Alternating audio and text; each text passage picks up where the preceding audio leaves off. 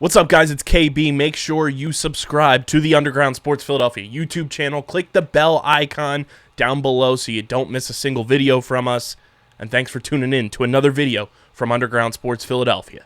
Now let's get into it.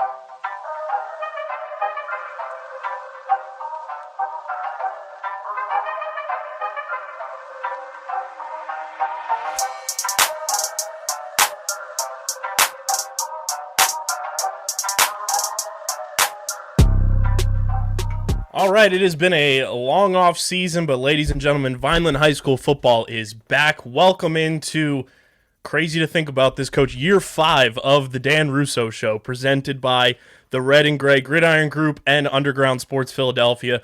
I'm your host, Kyle Bennett, joined by the namesake of the show, head coach of Vineland High School football, Coach Dan Russo. Coach, year 5 getting underway this year with Underground Sports Philadelphia and Vineland High School football. Welcome back to the show. Excited to get year 5 going. I've been at both scrimmages this past week, and it seems like there's a sense of, renewed and refreshment from this Vineland High School football program, and the energy levels from the players, the coaches, just everybody around seems like they are ready to get this season rolling. Yeah, the staff and I worked, very hard cycling in the right kids into our program. Kids that are dedicated in the off-season program, and they hit it hard 4 days a week. They would play basketball afterwards, so they'd be in great cardio shape in the spring. So it was like weights from 2:45 till almost 4:15, something like that. Then they played basketball from like 4:15 to almost 6 o'clock. It was really nice because I have the football team and the basketball team working out together, and then playing pickup basketball. So they had a lot of fun, and they're in great shape. If kids were uncommitted to our off-season program, they really weren't invited to start with us in the summer, and some of them are just coming in now, and they'll be JV players. They have to learn what it takes to be a varsity football here at Vineland High School. And I'm real proud of the kids. They've done good in the classroom. They're great in the community. Most of them, volunteered for the Isaiah Pacheco camp with the Blitz, and then the Jamil Demby camp with the Vineland Midget Football League. So it's great seeing the kids out there playing a major role in those camps. We had, all the stations. Our kids were, volunteers that day, and got some community service hours. So it was a great day for both camps, big numbers. And football's growing in Vineland, and we've got great numbers here in all 3 of our programs: varsity, junior varsity, and freshman. Trying to respond to a lot of emails from people interested in playing. I'm doing my best to stay ahead of that. So, people are excited. They've seen some kids that are similar to themselves be very successful and going through our program and our youth football programs, and now going to college and getting their degrees. And we even have a couple that everyone knows, doing great things in the pros with Jamil Demby and Isaiah Pacheco. So it's an exciting time here for us. Yeah, we had a few big moves on the coaching staff this year for you guys that we'll dive into as well. We'll get into Isaiah, Jamil, and everybody playing at the college level later on in the show as well. But, Coach, going into this season, some new additions to this coaching staff. Talk to me about what went into, the process of bringing in these new coaches for the offensive and defensive coordinator positions. How did those conversations kind of get going, and how has it been, gelling with some new coaches on this staff for the first time in quite some time for you? Yeah, the first thing I'd like to touch on is just thanking Coach Volpe and Coach Smith for all they have done for the Vineland football program. They did an excellent job. Coach Volpe is the offensive coordinator. Coach Smith is the defensive coordinator. And Coach Schiff is actually moving into a new spot as well. He's the assistant athletic director now, so he was our O-line coach, who also did an excellent job. We had a lot of successful years together, and I just, want to put a shout out there to those guys and thanking, them for all they did for us and for me personally here helping. It's not an easy job. It's a lot of moving parts, and those guys did an excellent job. And just some things changed. They're young guys, and their families are growing and their kids are getting older and things like that. And, it's not easy to juggle family life and coaching football. It's a lot of time. And, they're just taking a break. Maybe someday they'll be back. So I just wanted to, once again, thank those guys. I have a lot of respect for them and appreciate all they did. Moving forward here with our new coaches, first move I had to make was find an offensive coordinator, and it was a long process because I took my time and I was very patient. I'm getting a little older now, so I'm a little more patient than I used to be. So it's an extensive search for that, and I met a lot of great people, had a lot of interest. Took me about 3 months, but found the coach I really loved, and he's doing a great job, and that's with Coach Kevin Tucker.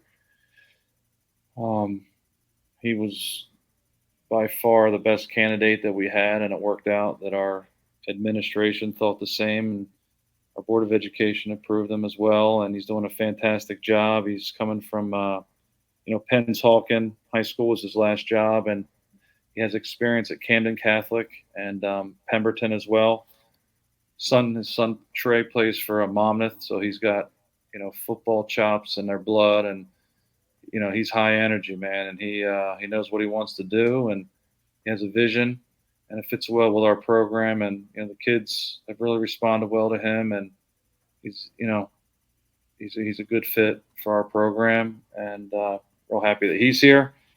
And then we have Coach Dwayne Hendricks, who everyone in Cumberland County knows, a local legend here. Played for the Thunderbolts, as everyone knows, and I think that might be the first time we've said that name on this show. Yeah, I have to be a little more polite. I didn't say the M word, but I'll say, Coach and I have a good relationship. He's a great guy. Obviously, Coach Heck is on staff with us, who's a legend also in Cumberland County with all his coaching that he's done throughout Cumberland County, Vineland Midget Football League, and then the Vineland, and then the Thunderbolts, and then back here to Vineland. So Coach Heck thought very highly of Coach Hendricks, as did I, and he was a perfect fit for our program. Obviously his playing career speaks for itself, playing at the University of Miami, and then playing with the New York Giants and getting a Super Bowl ring. But he's high energy, and I get here early, and he's in here early, works out before practice. Wish I could suit him up for a few plays still. He can still bring it. And he's a great guy. He's all positive, and he knows his stuff, just like Coach Tucker. Kids responded very well to him. He was a little bit of a later hire, but I was fortunate, very fortunate, to be able to get him on staff. And he also works at CC Tech, where we have a lot of our players going. So now we have eyes and a presence at CC Tech there, and he's getting those kids over here as well. We're building our program here. I'm going into year 10, and it's amazing how quick it has gone. And I look back, and I'm happy with the work that we did, but we're still building here. And the kids are excited. Hit the reset button this off season. It's a new group of guys. A little mix of some veterans and some younger guys with a lot of experience, and some different teams on our schedule we're looking forward to playing against, and we have some fun things scheduled for the kids. We're trying to do some things that we've noticed at other schools where, like, maybe each home game has some type of theme, and this theme this week will be a whiteout. We're going to give out some white T-shirts. The cheerleaders are going to have them, the VHS cheerleaders and the VHS marching clan. We're going to give them some T-shirts to pass out to the fans with the most school spirit and who are cheering for, the football team and cheering with the cheerleaders and, helping the band out, getting them hype as well. So we're trying to do some exciting things, and, looking forward to Friday night. Also, just another thing, we have some new additions to the concession stands as well. We're going to have the Rowdy Rooster Snack Bar and the Rowdy Rooster Grill. Reached out to a real good friend of mine who everyone knows in town, another former VHS football alum that has done so much for us, and so is his family, and that's Rob Bono. His family is helping us out, and a good friend of mine also that Vineland High School, one of my classmates, class of '93. Victor Villar. He has Manny and Vic's over on Delsey. We get the pizza there. So it's going to be a nice group effort of my friends and former classmates and teammates, and they're all backing us and trying to help us, and we're going to have a great year. Yeah, I'm looking forward to it. Like I said, being at both scrimmages earlier this past week, it felt different. Like it felt like a new sense of energy and a new sense of just like togetherness with this particular group of this Vineland High School football team. Like you said, a lot of young guys with a lot of experience, a lot of veterans on this team.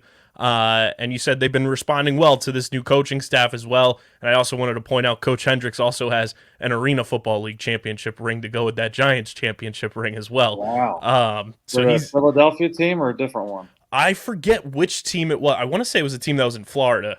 No. But yeah, he's bringing a few trophies to Vineland High School. He's so humble. He doesn't brag about himself. Obviously, that's what I tell our players. And Coach Hendricks obviously was an NFL pro, so he knows if you're that good, other people talk about you. You don't have to talk about yourself. So, 100%. Yeah. A lot of returning players though for this team. Obviously, your son back at quarterback, also playing some linebacker as well. What have you seen from Danny and progression from freshman year to now, this offseason going into his sophomore season? Yeah, it wasn't an easy season for him. I just felt like he really wasn't able. Our quarterback wasn't able to showcase his skill set just because of the obvious reasons. We had some problems up front, and he really had no time. And it's hard for any quarterback, no matter who you are, to move the ball, move your offense forward when teams are teeing off on you. So our main focus this offseason was to get stronger and to get our linemen in there because last 2 years with all the COVID restrictions, our advantage was always utilizing our incredible weight room, and the kids buy into that. And who doesn't want to lift in a weight room like we have? So the kids have gotten stronger. The offensive line has done a great job. We got some dudes up front, and I'm looking forward to seeing them progress. A lot of them were sophomores and juniors that are now juniors and seniors. And I caught wind of something the other night. I guess that Oakcrest was out watching our game, our scrimmage, and they thought our quarterback was undersized. Our quarterback isn't undersized. It's just our O-line is probably oversized. I think it's the biggest O-line we've ever had. And not just tall, but like big and strong, and had a great offseason. Offensive line, the strongest guy out there is Patrick Gilbert. He's 6'2", 310 pounds, squats 500, bench pressed over 300. I mean, he's a strong kid. He's only a junior. He's worked out hard in the offseason, as well as Emmanuel Navalis. He's going to be our left tackle. Mostly used him in defense last year, and he was a defensive specialist who's so good. He's been offered William and Mary and Howard University full scholarships for football, but I asked him the question in the offseason, do you like to win? And he said yes. And I said, well, I need you to play left tackle. So he's helping us out on the offensive line. He could play left or right. We're going to have Gavin Gallo playing center for us. He's an athletic kid that we got back. He's going to be a junior. Also plays lacrosse. Very athletic, very strong kid. Sabian Chandler goes about 6'3", 275. He'll be our right guard. And we got a newcomer that's playing tackle for us, Jordan Bennett, who's a thrower on the track team. So I've seen him in the halls. Didn't work out last year getting him, but we finally convinced him to play, and he's a natural. He's over 300 pounds, probably close to 6'3", and he's an extremely strong kid. He's a natural at that position, so he's helping us out. And we also, Jameson got a little nicked up in the scrimmage. We're hoping we get him for Friday, but right now we're not sure.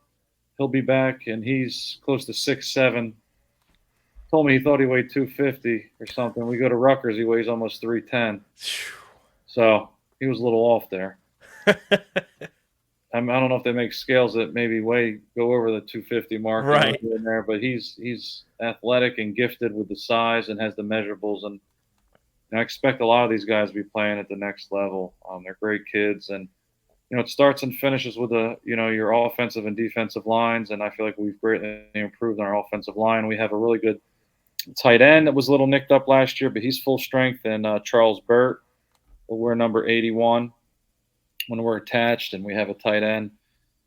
Moving on to the some of the other positions, with our X receiver, our one receiver, will wear number 1 this year is James Hitchens Jr. He's a basketball player, very athletic. His vertical jump is insane. Plays 8 inches over the rim. For people who know how high a basketball rim is, it's 10 feet. So he's 10 feet, 8 inches with his vert. We got another newcomer that's doing real good at our H position with Carlos Rodriguez, Vineland High School baseball player. We want all these other kids that play other sports playing football. They don't realize sometimes they get intimidated by the helmets and the shoulder pads, but don't realize they're a good fit for our program as well. So Carlos is out. He's done great. His nickname is CJ. Xavier Diaz is our Z. Actually, I'm sorry. He's not our Z. He's running X as well. Tyrell Powell is going to be our Z. Coach's dream, great bloodline as the Powell brothers with Tyreem, Tyrese, and now Tyrell. Incredible family, great kids. Just like the Blakely family, we've had a bunch of them in our program as well. But Tank, his nickname is Tank. He's going to hold down the Z slot receiver. He's doing a great job. He's worked extremely hard in the weight room. And he's got to be over 6 foot now. He's really hit a growth spurt. I mean, I saw him today. I said, I feel like he grew overnight. He's getting taller. And then for running back, we have a couple good running backs we're looking at here. Very talented as Charles Clark from last year. Everybody knows. He's a freshman. Now he's a sophomore. He looks great. Got a transfer from East Orange. His name is Prince Borte. He's looking good. He'll wear number 28. And also we have Josian Siriano Cruz that's doing a nice job as well. So I think I got also helping out at one position.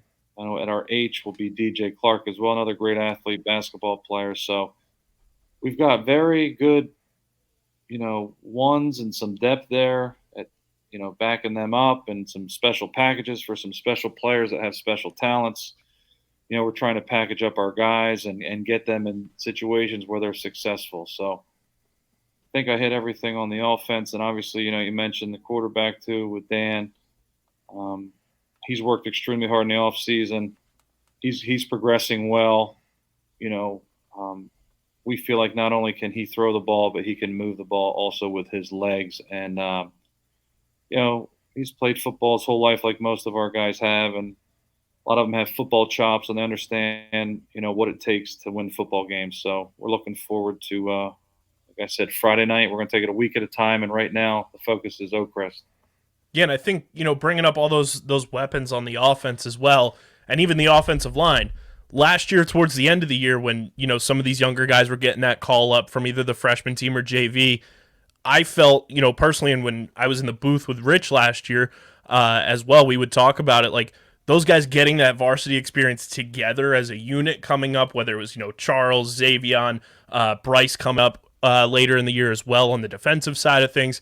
Those guys coming up together and being able to kind of grow and learn, as a team together is going to pay dividends, not only this year, but, going into their junior and their senior years as well. And now that you have the depth as well across all of those positions, and them kind of knowing the, the day-to-day routines of playing varsity football for your coaching staff, I think that's going to pay huge dividends throughout this entire year, now that they kind of know what it takes, the routines and everything like that, and they got used to it, midway through last year, and now they're going to get a full season of that. Yeah, no doubt. I think mid-season last year when we played Williamstown for homecoming, I want to say we started 7 or 8 freshmen. We were nicked up and had some other issues going on, and some freshmen stepped up. One freshman in particular that didn't get the 1 reps all week, and game day we're putting him in a position as a return man, returning kicks, returning punts, starting defense. Wasn't easy, but he hung in there and had a great game. But I think it was 7 or 8 freshmen that ended up starting that game, or at least playing that Williamstown game. And we were tough. against them. I think we were like tied at the half or down one score. I remember the first half being close. They just had the one kid that ended up the Inge kid that ended up going to Yeah. Villanova, who was an elite athlete that just, you have a player like that, it changes the outcome of the game. So other than that, it was an equal game, and our kids hung in there. But they've worked hard. They're good kids. They're Vineland kids. They're tough, and they're loyal to the red and gray. And at both of the scrimmages, just kind of taking a look at the defense as well. Obviously, with Coach Hitchens being in there now, this defense looks mean. They look tough. They're big. They're strong. What have you seen from this defense so far this offseason and in those two scrimmages that has you excited about the way this defense is going to be able to perform this year? Yeah, we do have some size and they have some speed, and I really think that the off-season program really helped. Obviously, we got them in there lifting and running them, but playing, I think they love to play basketball, put the music on, and where else you're going to go in Vineland where you have a beautiful gym, air conditioned, no sun beating on your head, no cold air, no rain, beautiful climate. Luckily, we have air conditioning now at Vineland High School. It's been a couple years and it's outstanding, but it's a great facility.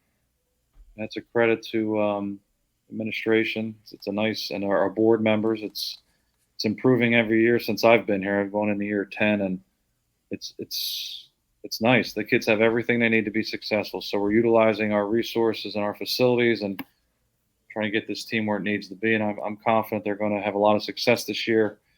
It's a great group, but they're very, like you said, getting back to the defense, we do have size, but they're very athletic. Emmanuel's motor didn't stop that night. He stood out. He's very in great shape. He plays basketball as well, and he's playing both sides of the ball. And he didn't ask for a break, and he didn't look like he was missing a step. He was all over the place. So that's what we want. If, we have a kid that can handle going both ways, they're going to play both ways. If certain kids can, certain kids can't. But we need our big time players to step up, and they are. And we're going in there full strength every play, every down, ready to rock and roll here. Yeah, I'm excited to kind of just see like you said, the speed of this defense to pair with the strength that a lot of these guys have, kind of seeing them take that next step from where things left off last year on the defensive side of things, where, in most games that defense was, anchoring down and making big plays. And I'm excited to see how they perform against Oakcrest, which is the first game this year, Coach. You guys hosting Oakcrest this coming Friday. What have you been able to kind of dissect from them, learn about them going into this matchup for game one of the season? Yeah, they have big play potential on offense. They have some good receivers, and the quarterback, when he has time, can get the ball down the field. So, we have to try to do our best to eliminate the big plays as you do every game, but they do have the ability to stretch the field and get the ball downfield. And they have a good running game as well. So it's not an easy opponent. There's a new coach in there, Coach Forrest. He's second year in there. He's trying to build something special there at Oakcrest. I've had some communication with him, and I have a lot of respect for him. He's doing a nice job. They're improved. It's not an easy game for us by any means. None of them are. We have to work hard, each week. And like I said, our focus is Oakcrest right now. You don't look past any of your opponents. And defensively, they fly around. They make plays. They have some good athletes. I've gotten to see them, play Holy Spirit and then play Shalleck the other day. The Holy Spirit scrimmage, Holy Spirit's obviously a tougher opponent than Shalleck, and it wasn't as easy. Shalleck, they're a Group 1 school, and, Oakcrest went up and down the field on them. So it wasn't as competitive, but they had two good opponents there in scrimmages. Like I said, they have big play potential. They have some really good athletes, and they're well coached. So it should be an exciting game Friday night.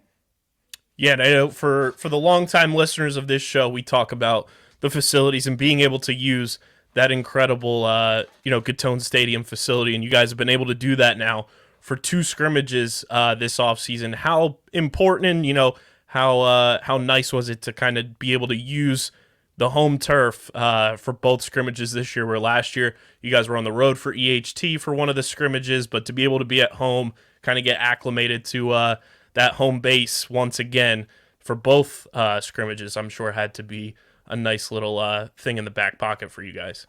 Yeah, Gittone's incredible. You know, you get the shade there as the sun goes down. It's enclosed, old school stadium with a beautiful brand new turf field that actually has multiple upgrades. We have one of the best fields in the state. It's one of the best quality turfs because of the so many blades per square inch. I was involved in that process. We also have cool play, which I found out about in the meeting, which cools our turf 35 degrees cooler than normal turf. You wouldn't even be able to be out there in the summer because they get so hot. So we have cooling agents in our turf that allow us to be on there, and everyone is just amazed by it, and so am I, and so thankful that our leadership was on board with doing this for our athletes here at Vineland High School. I go watch Oakcrest play Shallock. They're playing in the middle of a cornfield, and their field's burned up. Didn't look too. I was thankful where we at. You know what I mean? It's like their field is surrounded by, like I said, corn with a few bleachers and straight sun. It's like the field of dreams. Yeah. So as I went there and there was no shade, and I don't tan very well, I wasn't too happy. So I was looking for some shade, and it was hard to find. It's like kind of out in the open. But getting back to our facility, I was a kid growing up in town. I'd look forward to playing on it, and the Blitz play on it too. Right now, they're trying to get some things done at their facility, but it's been very slow and drug out. They have some resources that are in place, but I don't know what's going on. They're trying to clear out some of that land there. They're going to get a team house and scoreboard and concession and team room. But where I'm going with is they still play at Gittone, but they're trying to get their own facility as well. But facilities are important. Kids deserve to play on a safe playing field, and we have that. And it's great. And I think, even visiting teams coming in realize that when they get an opportunity to play against Vineland, they're getting the best of the best experience in terms of playing on a world-class, turf field and being in a world-class facility. No doubt. No doubt. It's a great facility. Playoff sports there, have the graduation there, some special events. The community uses it. Our youth sports teams use it. It's a win-win for the community. There's not a whole lot of great things going around at times, and to bring these type of facilities to our youth, that's the future here, obviously, and it gets them excited about playing sports. And the biggest thing is safety. Right. Just the safety of these turf fields is second to none. They're level playing fields. It's soft. We've had really good experience playing on it, and also it's cost effective. At the end of the day, you calculate fertilizer, hiring someone to cut it once a week, lining it, on and on and on. Your water bill. It makes sense to do it, and that's why a lot of schools have done it. I feel like every school in our schedule, maybe besides Clearview, has turf. I mean, it's the sign of the times. It is what it is, and a lot of towns, their entire all their youth fields are turfed. I know Eastern High School, every sports team, they have their own turf field. From what I remember soccer had their own, football has their own, baseball even, I think, had it. It just makes sense. You get a heavy rain, your field's underwater for a couple of days. You can't even practice. It puts you behind the eight ball. So your competition has a field they could play on, and you're losing practice. So it just makes sense, in my opinion. 100% agree with you. I'm an advocate for turf. Yeah, I totally agree. I think it makes, like you said, it makes too much. It makes too much sense to not have it.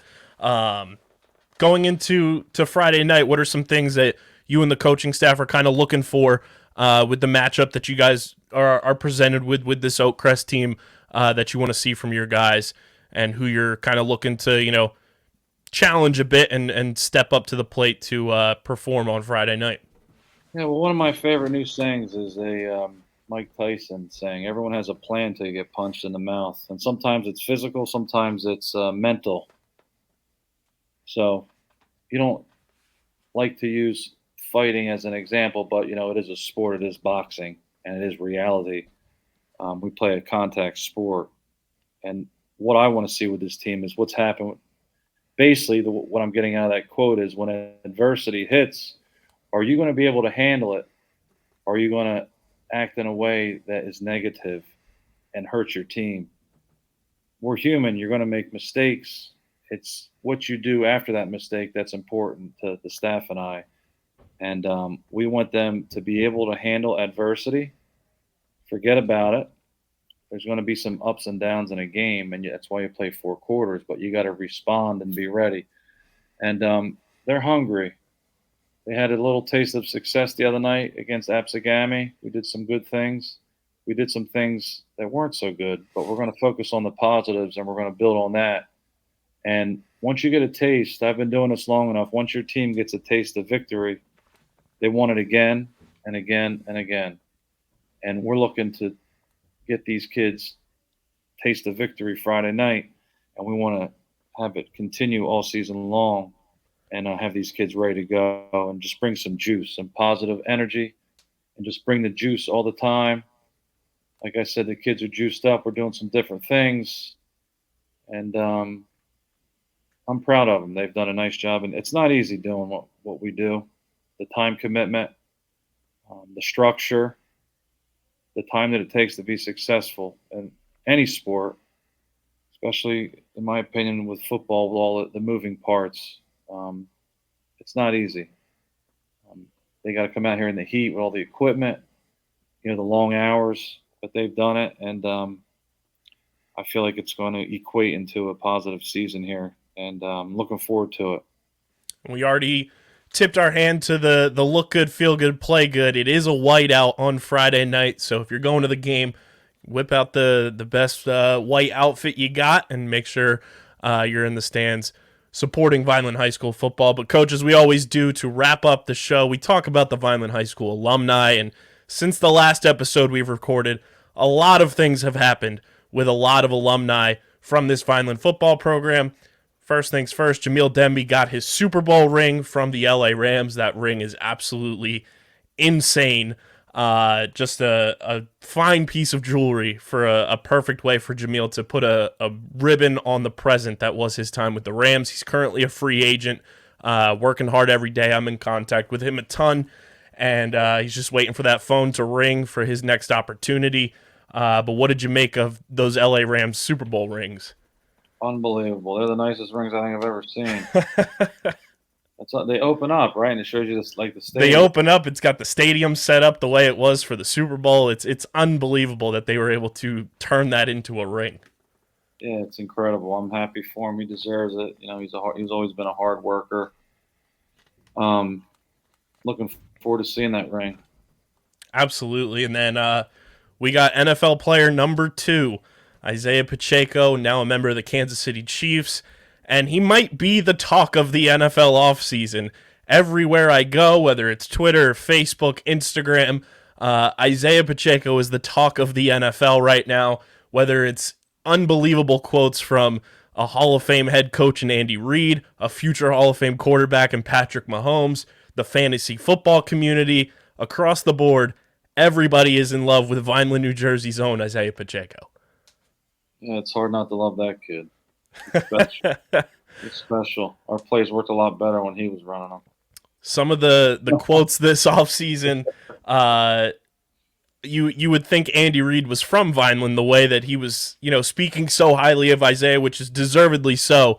But I don't know if you saw this one. He compared Isaiah to being a combination of one LaShawn McCoy and Kareem Hunt, who, for the people at home, those are arguably 2 of the best 4 running backs Andy Reid has ever coached in his illustrious NFL career, and he thinks Isaiah Pacheco is a combination of both of them.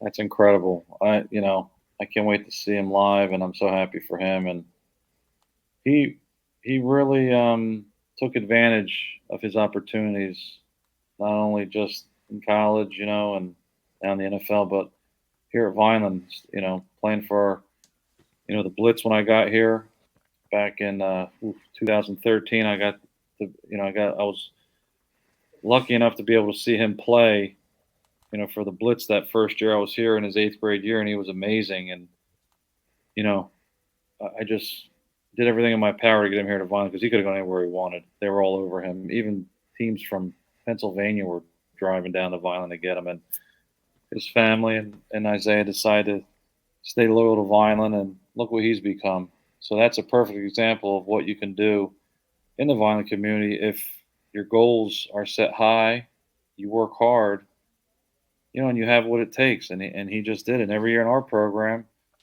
he did better. And the most thing I'm proud of him is the way he performed in the classroom with his academics, and ended up getting his criminal justice degree at Rutgers University. And, you know, he's set for life. He's going to be in the NFL. And then if he wants to practice law enforcement, he's set for that too, like most of our guys do. And, when they come back from college, the biggest thing I say to them, like I've told you before, is finish what you started, get your degree, get your education. And, the harder you work now, I tell the kids, the easier life is going to be when you're older. You're going to have a nice job, you're going to have a great degree, and you're going to make a lot of money and help support your family. And that's what they're doing. So they're buying into what we're selling. And like I said, as I'm sitting here talking, I'm writing down a list of all the kids we have in college. It's growing. And even now they're graduating and they're getting great jobs. Like I know Noah Sanson, I talked to his mother. She's helping us out with busing, and great woman. And he's got a fantastic job. I think he's outside of DC as like a field engineer, starting out with a really good salary. And, he's set too. Ended up getting his degree from Bucknell. We have Donovan Bennett, Gettysburg. You go to college, some really good colleges that these kids are getting into and finishing. We have Braylon Blakely at TCNJ, where I went, and I'm happy we finally got someone from Vineland High other than myself to the College of New Jersey. That's a great accomplishment. It's hard to get into. It wasn't as hard when I was there. I did okay in the classroom, but not as good as some of these guys are doing. Barry Turner and Conrad Jackson are at Del Val. That's a really good, Division III football program in Pennsylvania. We have Jonathan Toney, Tyrese Powell, Lathan Kent at Keene University. Am I pronouncing that? It's Keene. Yeah, Keene. Some people say it different. I know the North Jersey people would sometimes, but I think I got it. It's Keene, right? Yeah. Keene University. We got Antoine Rivera at Seton Hill University. Shane Ecker, Zai Tatum at Alvernia. Obviously, Tyreem, kicking ass at Rutgers. He's getting all the spotlight on the Rutgers social media. He's the next guy that's going to get drafted out of Vineland. So I know I'm forgetting a few, but we'll make sure that I update that at our next show. I mean, there's so many now from the time we started doing the show to now that it's just a testament to how well, all of the former players and everything have done. Like you always say, in the classroom, getting that opportunity to go to the next level, whether they're playing football or not.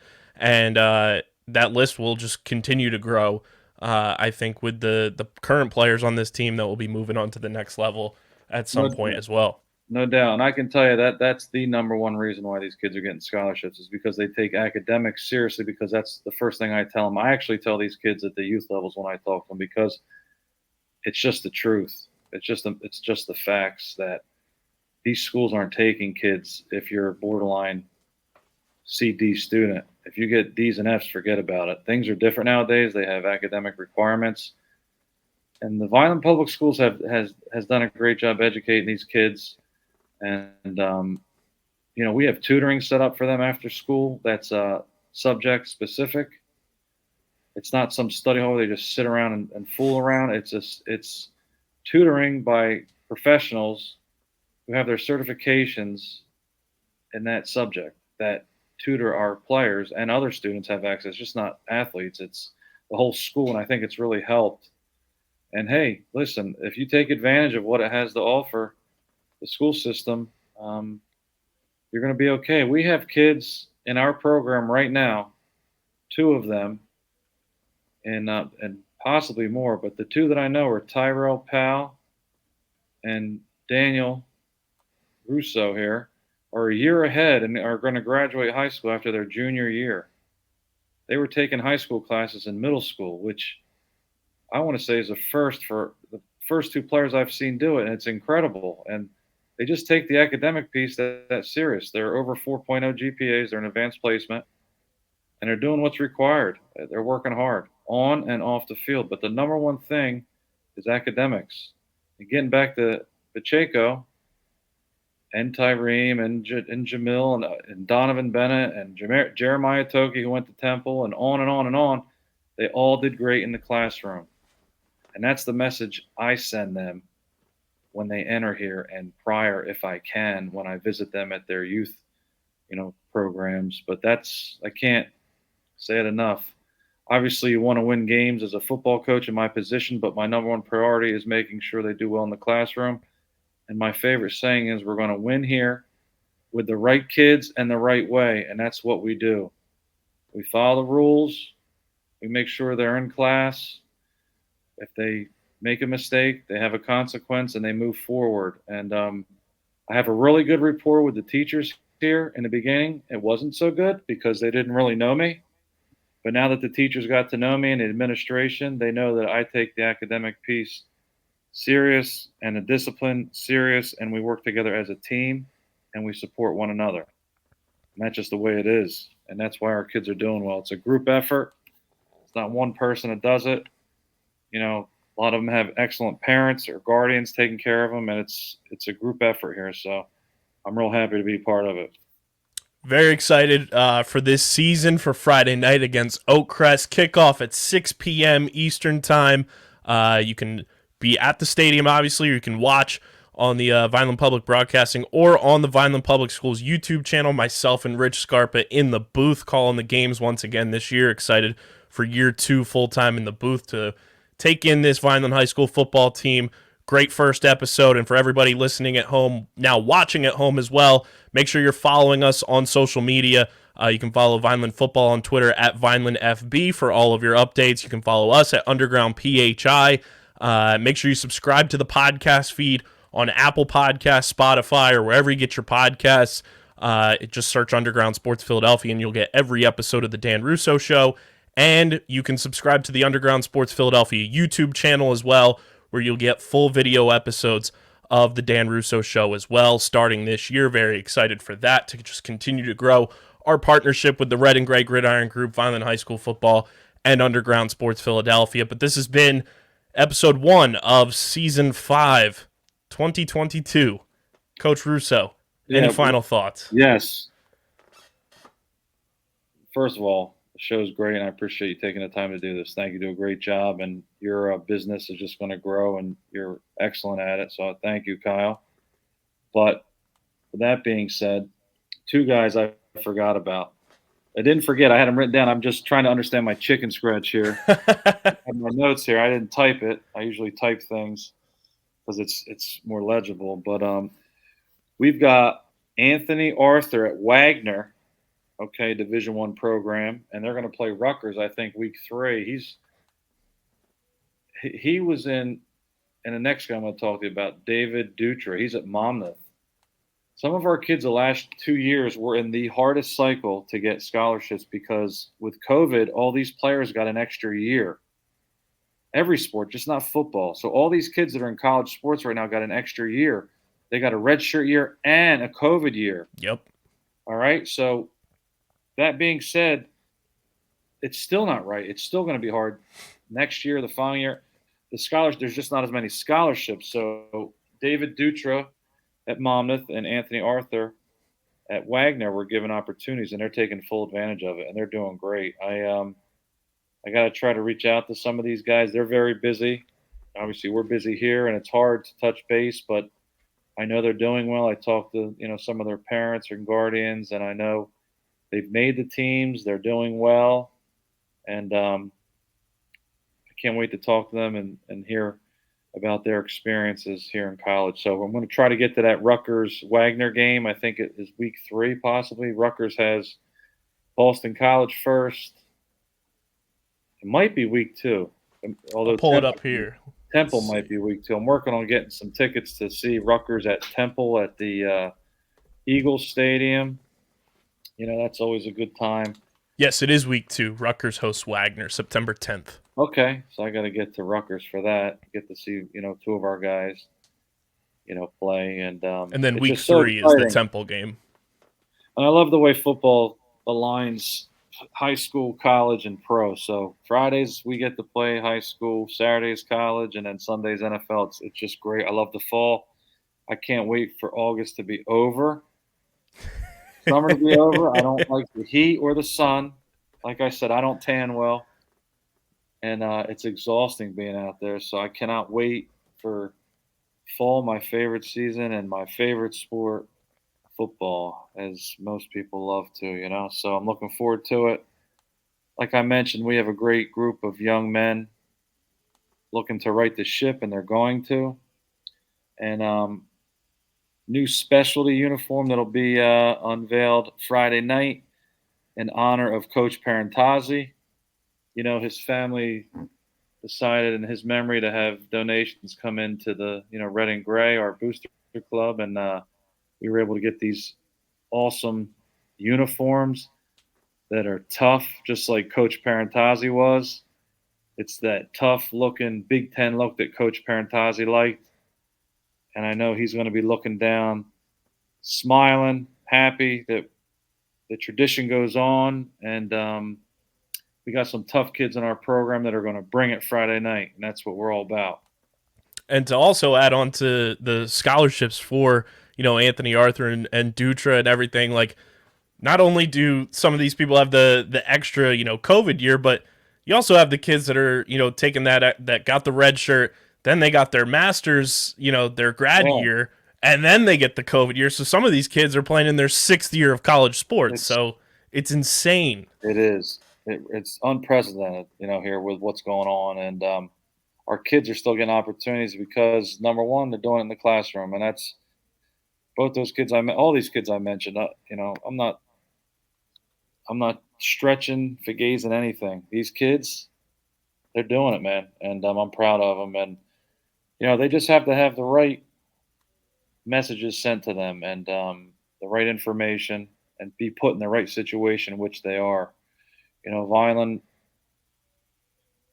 we focus in my position and the players on the positives and what it has to offer and how they're going to take advantage of it, not the other stuff. And that's what they do. And they're being very successful doing it, and I'm proud of them. So we're going to continue to do that. 100%. Friday night, 2022 gets set for Vineland High School football at Gittone Stadium against Oakcrest. Like I said, you can watch on TV on Vineland Public's broadcast channel, Channel 9, or you can check it out on the Vineland Public Schools YouTube channel. Myself and Rich Scarpa on the call, Coach Russo with the headset on, and hopefully next week, Coach will be talking about a big Vineland High School win over Oakcrest. And like I said before as well, make sure you subscribe to the podcast feed. Just search Underground Sports Philadelphia. You get every single episode of the Dan Russo Show, Apple Podcasts, Spotify, Google Play, wherever you listen to your podcasts. And you can also watch the show now on the Underground Sports Philadelphia YouTube channel. Make sure you subscribe there. Click the like button. Click the bell icon as well so you don't miss a single episode. And we'll be back here next week talking about this matchup against Oakcrest. And, of course, breaking down every single game this year with Coach Russo and myself, as the following game next week we'll be talking about is one of those old school Cumberland County matchups against Bridgeton. So it'll be a good one. But for Coach Russo, I'm Kyle Bennett. This has been the Dan Russo Show, presented by the Red and Gray Gridiron Group and Underground Sports Philadelphia. We'll talk to you guys next week.